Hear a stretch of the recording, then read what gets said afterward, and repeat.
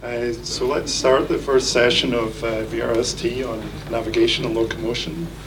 Our first talk is on out-of-body locomotion. And the speaker come up. We have 3 talks of 30 minutes each, 20 minutes for the presentation and 10 minutes for Q&A. All right. Hello, everybody.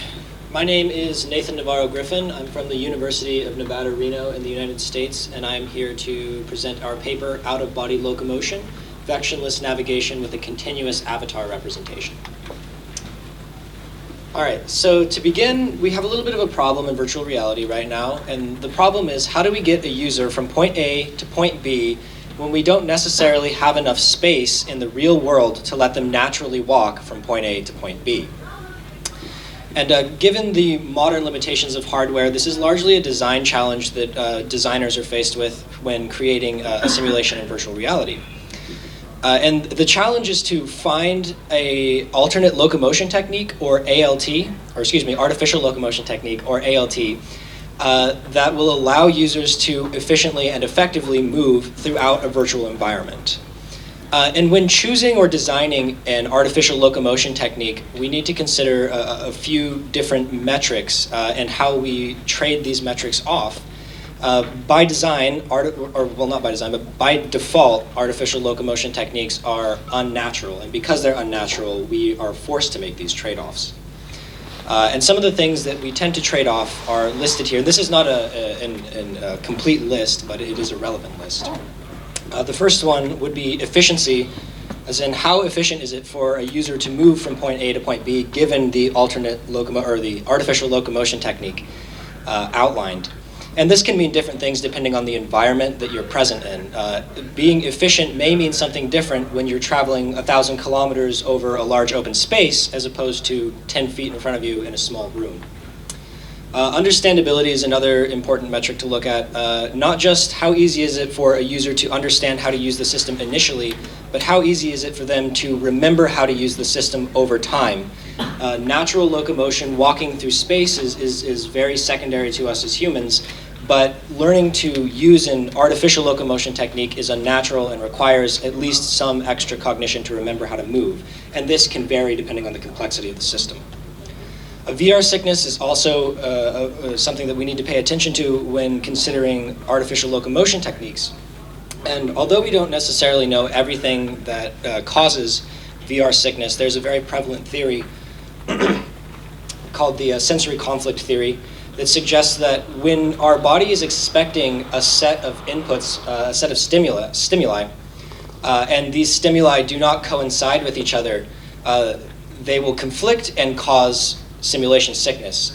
And a really good example of this would be Vection in virtual reality, right? So when our ocular system is seeing motion, we're seeing movement, but our vestibular system, the part of our body that's responsible for understanding the forces being implied on our body, isn't getting any feedback. We have one system telling us that we are moving and one system telling us that we are not. And this is the conflict of the senses that I'm talking about that can potentially cause VR sickness. And then there's presence, which is how present an individual feels inside the simulation and essentially how effectively we are subverting reality. And then finally, we have continuity. And continuity isn't something that's discussed quite as prevalently as these other points here, but it's an interesting thing to look at. Continuity can heavily affect how a simulation is interacted with and how effective a particular design can be. And so when I'm talking about continuity, what I mean is the ability to represent the individual from point A to point B during locomotion. And natural walking is a great example of continuous motion. It's normal for us to be moving continuously throughout space just because of the laws of physics and the fact that we move over time. But in virtual reality, continuous locomotion systems can often cause VR sickness because they induce unnatural motion and vection, which results in sensory conflict. As I mentioned earlier, this can potentially cause VR sickness in some individuals. And this is mostly because of the continuous translation of the camera or the user's viewpoint. So the alternative to this, the other side of the coin here is teleportation, which completely circumvents any kind of sensory conflict by immediately putting you from point A to point B. The benefit of this is that there's very little simulation sickness or virtual reality sickness that individuals experience because there's so little sensory input. But the trade-off is that because we have so little sensory input, we can potentially become disoriented or have a hard time with our spatial awareness, as well as the lack of continuity potentially impairing the design of the simulation. And there are some really good examples of design being impaired by the lack of continuity of a system of locomotion like teleportation. And in particular, multiplayer games are highly susceptible to this kind of impairment. This in particular is Rec Room. Their paintball game implements, let's see if we can get this going. All right, maybe not. Well, I'll just let you know. So their multiplayer implementation is a teleport, not an instant teleport. It's a timed teleportation technique that has users instantly moving from point A to point B. And for observers of the moving party, that movement is instantaneous. And so in a game like paintball, where you're trying to track an individual over time, it becomes extremely difficult to know where to position your gun next in order to be most effective. It's also very difficult for users who are moving to properly orient themselves to follow something that they're trying to chase because of this discontinuity. So what if we could potentially combine these two sides of the coin, right? Maybe we can combine a system that allows us to represent a player while they are locomoting from point A to point B without needing to actually translate the camera in between these spaces. And that's where we land on teleporting out of body. So teleporting out of body is an implementation of avatar-based locomotion that we've created. It allows a user to remove themselves from their current position by pressing a teleport button and replace themselves with an avatar that they can then continuously translate over time. The implementation that we have allows the user to move the avatar based on trackpad or joystick implementations. And this allows not only for continuous motion, but for non-linear motion throughout an obstacle course or some environment. When the user is done, they can press a button again to rejoin the avatar at the position where they pressed the button. Or when the avatar is completely occluded, we will automatically rejoin with the avatar. This was a design decision to help reduce the propensity to lose your avatar during locomotion. So we wanted to check out how teleporting out of body stacks up against teleportation. So we created a fixed environment. It was an obstacle course that does not change over time. It's the same every time. We did a trial run for each individual locomotion technique for our participants so that they would all be relatively familiar with both the obstacle course and both techniques involved. And an interesting thing to note that I'll talk about a little bit more later as well is that we normalized the speed at which people could locomote through the obstacle course between teleportation and teleportation out of body. There's a few different ways you can implement teleportation, and the way we chose to was that rather than having an instantaneous arc appear out of a user's controller, the arc would grow over time at the same speed at which the teleporting out of body avatar would move. By normalizing these speeds, by pairing them together, we were hoping to find more information about navigation rather than about the speed at which these locomotions can occur. The study was 22 participants, 8 females, 14 males. We did measure discomfort after each technique. We did not, however, give any time in between the techniques to clear out any potential sickness that would occur from prior runs. This was a decision made because teleportation is known to cause very little discomfort, and we expected that both of these techniques would have very low discomfort scores. We did rotate the starting conditions for each one, but we did not give any significant time between them. We also gave a demographic and feedback questionnaire after the study was done for each participant to get more information about how they felt about these different techniques in this particular instance. So the environment itself was built in Unity 3D with Steam VR. We used a regular HTC Vive to run the participants through it. There was a 1-to-1 spatial mapping, so 1 meter in the real world correlated to 1 meter in the game. And the obstacle course that was built was based off of a paper that would determine the effectiveness of locomotion for robots. The tasks included climbing and descending tasks, obstacle avoidance tasks, and free space navigation. Although it is worth mentioning that for us, the free space navigation was fairly limited. This is a better view of our obstacle course that we created. You can see the stairs on the left and right here are ascending and descending tasks. At the top of the stairs, we have a small amount of free space where users are allowed to move from point A to point B however they feel fit. But again, this is a very limited space with a very limited perfect path. And then, of course, in between these free spaces, we have our obstacle avoidance areas. And these obstacles were roughly higher than eye height. So the results of this study, the first and probably one of the more important points to take away from this was that teleporting out of body in this particular instance required vastly fewer viewpoint transitions. 28 on average to complete the obstacle course, as opposed to 85 to 86 viewpoint transitions for normal teleportation. As I mentioned, we did pair the speed between regular teleportation and teleporting out of body with the avatar representation. And the total time it took to complete the obstacle course was very similar between the two, except in the case of going downstairs. There was a significant difference in favor of teleport being the faster technique in that case. We also measured the user's movement throughout space. So this is the measurement of the player's movement in the real world in their tracking space. There was a reasonably smaller amount of movement shown for out-of-body on average. And then finally, the discomfort scores, as expected, are extremely low. Both techniques are based on teleportation and don't move the camera in any kind of continuous way. Teleportation and out-of-body both showing almost no discomfort.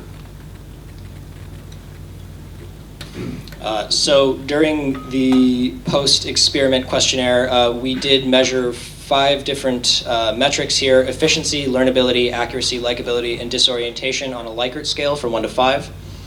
We didn't find any significant difference between the two techniques, except for in the case of efficiency, where users felt that out-of-body locomotion was significantly more efficient in this case. We also asked qualitatively for users to choose, if any, which of the two techniques felt better for each of these 5 metrics. And again, we found a significant correlation, or excuse me, a significant difference in efficiency in favor of out-of-body locomotion feeling more significant. We also found a significant difference for being less disorienting in favor of out-of-body locomotion as compared to teleportation. However, this was not reflected in the Likert scores that we previously showed, or that I previously showed. So out-of-body locomotion did score better in terms of efficiency, and it showed a far fewer number of viewpoint transitions. In this particular obstacle course, out-of-body locomotion allowed longer travel distances, meaning that users were able to effectively control their avatar from far away without needing to rejoin the avatar, resulting in the lower viewpoint transitions that we saw. And then something to note is that pairing the velocities may have adversely affected the teleportation scores in terms of efficiency. Again, we were trying to eliminate speed as a variable here and focus more heavily on the technique's potential differences in terms of navigation and navigational complexities. So 10 participants stated that out-of-body locomotion felt less disorienting, as was shown previously. However, there was one participant in particular who noted that teleporting out of body made her feel uncomfortable when moving down the stairs. She didn't expound any further than that. The Likert ratings, however, did not show any significant difference in terms of disorientation. And we did try to remedy disorientation as much as possible by adding audio-visual cues to help reduce the abruptness of teleportation, which was mostly fading in, fading out, and some sound attached to that. And then, of course, both techniques being grounded in teleportation had almost no discomfort involved with them. And a final interesting point to make here is that teleportation often requires users to be pointing much of the time while they're trying to locomote. And teleportation out of body doesn't require this same pointing mechanism, which can help reduce arm fatigue, or gorilla arm as it's sometimes called, which may potentially be useful in the future. So some future work, some things that we didn't mention directly were presence and spatial awareness. Teleportation is known for having a fairly low amount of presence and having a negative effect on spatial awareness, but we didn't directly address either of these in this paper. Larger open spaces were not tested in this situation. This particular environment was fairly enclosed, although open upwards. And kind of coinciding with this, having the locomotion speeds be uniform together is something that we'd also want to take another look at, having non-uniform locomotion speeds and seeing how that may affect the scores, in particular in different spaces as well. And then finally, as I mentioned before, multiplayer seems to be an excellent space to have continuous locomotion, and although we didn't test any kind of multiplayer implementation ourselves, we would love to see something done in this space in the future. So that's it for me. If anybody has any questions, I would be happy to answer them now.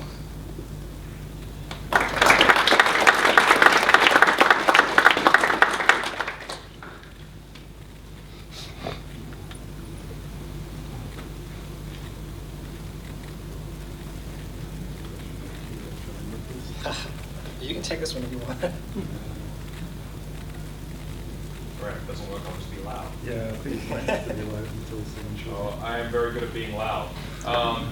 That's really cool.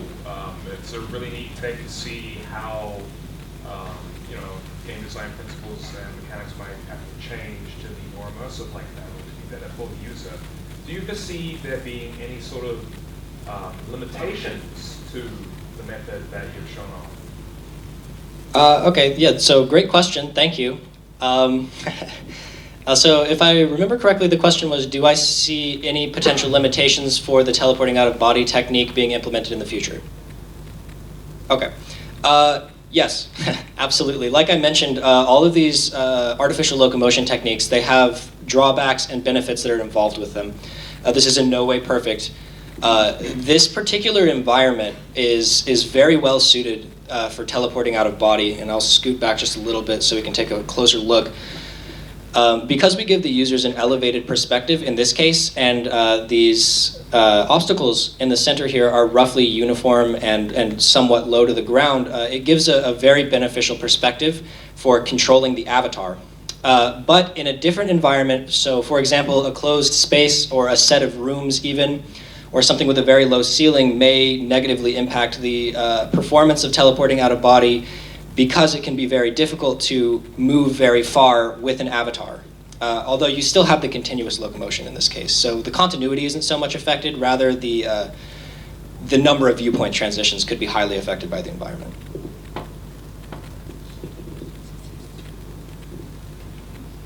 Back there, maybe. Okay, I'll come to you. Okay, we'll go here. I'll give you this. Thanks.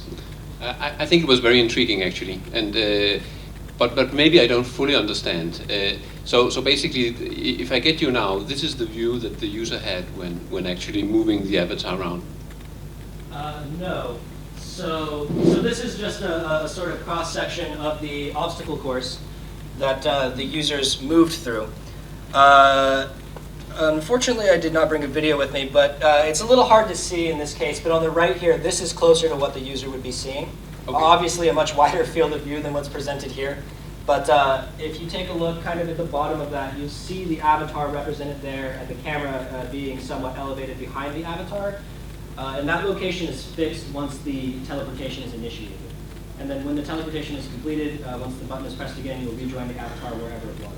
Okay, makes a lot of sense. Now the question then is, I think you also mentioned that this is more efficient, the out-of-body. I didn't mention that, the users mentioned. Oh, sorry, yeah, the users. Be that as it may.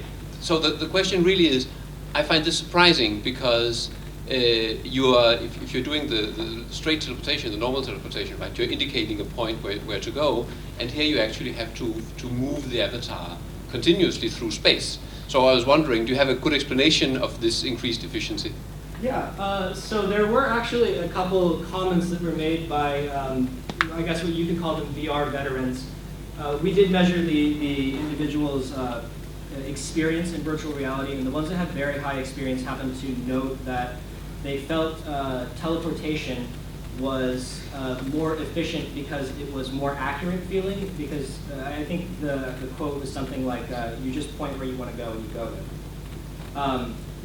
But just speaking from a personal standpoint, I feel that the fact that efficiency, or the fact that users felt that it was more efficient to use teleporting out of body is closely coincided with the number of viewpoint transitions that were required between the two techniques. So having not needing to press as many buttons and not needing to wait for as many fade-in, fade-outs and hearing all these responses and things may have made it feel more efficient, like there was less to do in order to complete the obstacle course. Okay, but if you just point, you can point to a point very far away, right? And then, thank you. Well, so as with most teleportation techniques, there is a limit on how far away you can actually point. It won't extend into infinity. Essentially, it's a rather default implementation of arc teleportation. So there is only so far you can really point the arc. Thanks. Yeah.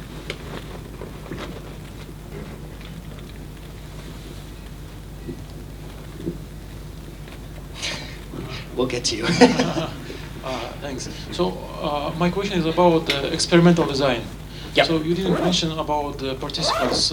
Were they trained before? Did they know what they're doing? Like, because they control basically, right? Like being out of the body. Yeah. So if they will be trained, maybe they will perform better. So were they naive or in this kind of sense? So, of course, we have no control about a participant's previous experience in virtual reality, and teleportation being very common. It's likely that they've had some contact with that. Unlikely that they've had contact with our system. But as I mentioned in this slide, each participant was run through a single trial run of each technique through this obstacle course. So they were given time to adjust to how the system works, essentially, to get used to it. Thanks. Yeah. Oh, we got a question back there. He's been waiting forever. It's killing me. Hey.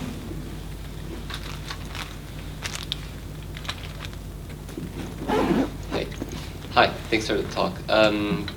Just have any comments on the user's sense of presence from being in a different perspective than they would be in a normal teleportation scenario? Yeah. So as I mentioned, we ourselves did not directly assess presence, but there has definitely been research in terms of a third-person perspective and a user's ability to feel empathy and involved in the experience. I'm hesitant to make any exact quotes. It's all right. I just wanted to know if you had any other information or comments you didn't include in the study, and I most certainly have some papers that I could send you if you want to talk afterwards. Yeah, sure. I was wondering if you had, in your experience... Oh, from this specifically? From this specific, if you had any other type of input. I'm afraid not, no. Not from this exact experiment. Thanks.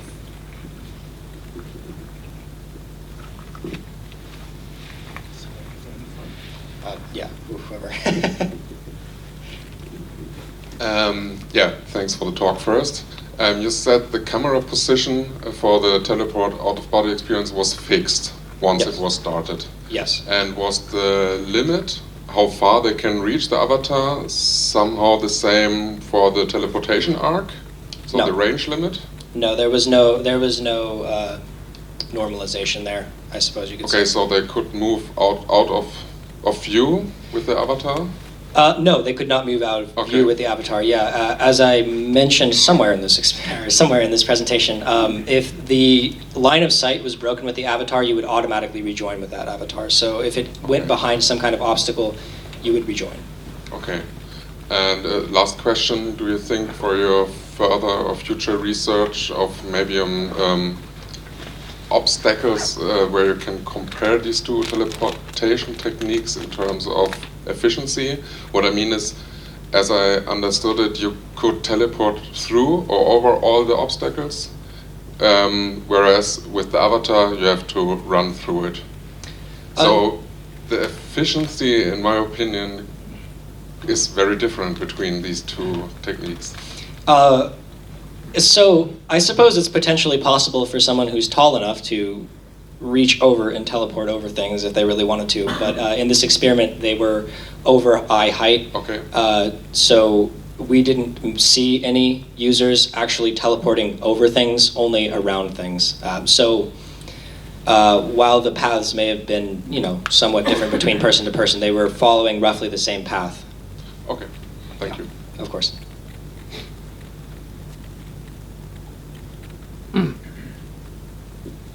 Thank you. Thank you for the great talk. So you just mentioned before that you asked people before how much experience they had in VR? Technically right after, but yeah. Okay. We did measure it. Did you also ask them how much experience they had with playing games? Yes. Third-person games and stuff? I don't know if we asked, I don't think we specifically asked third person, but we did ask about game experience, yeah. And was there a correlation between the people that had big experience playing games and Nothing that we preferring could, the out-of-body? Nothing that we could see directly, really. There were definitely some performance differences in terms of how fast they were able to complete things. And one, I think, outlier that was very different. But nothing that I can report on right now. Thank you. Yeah, thank you. I think we had a quick question. I don't know if we have any more time. Now we do. Another one? I believe, yeah. Thanks for the talk. Yeah. I think for me, it seems a bit annoying to get out of in the avatar view and then go back, forced back to be at the position. For me, it's like, why wouldn't you just move all the way with the avatar? Why always going back there? You know what I mean? Yeah, yeah. Well, so you only really have to rejoin the avatar when you're ready to rejoin the avatar. In the event that you completely lose sight of it, you will automatically rejoin, but there's no forced rejoin in any other scenario. Yeah, but why would you rejoin? Sorry? Why would you rejoin with the avatar? So there are different reasons for this. For example, if you were attempting to do some sort of like nearby interaction with the environment, so maybe let's say you have like a wheel you need to turn or something. If you were very far away, it might be very difficult to maneuver the avatar properly to turn that wheel. But if you were to rejoin into first person, you could potentially interact better with that system.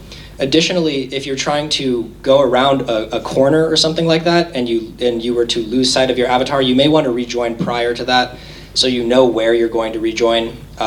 It kind of depends on the way the environment is set up, really. Okay, I think that's enough time for questions, and we can talk with the speaker after the session if there's any more questions. So thank the speaker again. All right, great. Thank you so much, guys. I really appreciate it.